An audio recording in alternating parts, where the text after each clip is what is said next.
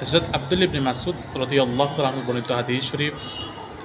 আব্দুল্লাহ ইবনে মাসউদ বলেন, আমি রাসূল করিম সাল্লাল্লাহু আলাইহি ওয়াসাল্লামকে একদিন জিজ্ঞাসা করলাম, আইয়ুল আমালি আফদল, আল্লাহ রাব্বুল আলামিনের কাছে সর্বোত্তম আমল কাজ, প্রিয় কাজ কোনটি? রাসূল করিম সাল্লাল্লাহু আলাইহি ওয়াসাল্লাম জবাব বললেন, আস-সালাতু আলা মিকাতিহা, আল্লাহ তাআলার কাছে সর্বোত্তম কাজ হলো সময় মতো ওয়াক্ত মতো নামাজ আদায় করা।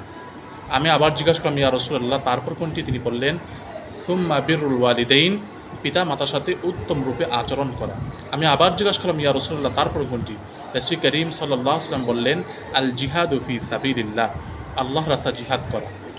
আল্লাহর হাবিব সাল্লাল্লাহু আলাইহি ওয়াসাল্লাম আল্লাহর কাছে সর্বোত্তম কাজ তিনটির মধ্যে বললেন, প্রথম কাজ হচ্ছে সময় মতো নামাজ আদায় করা, দ্বিতীয় হচ্ছে পিতা মাতার সাথে উত্তম রূপে আচরণ করা, তৃতীয় হচ্ছে আল জিহাদু ফি সাবিলিল্লাহ, আল্লাহর রাস্তায় জিহাদ করা।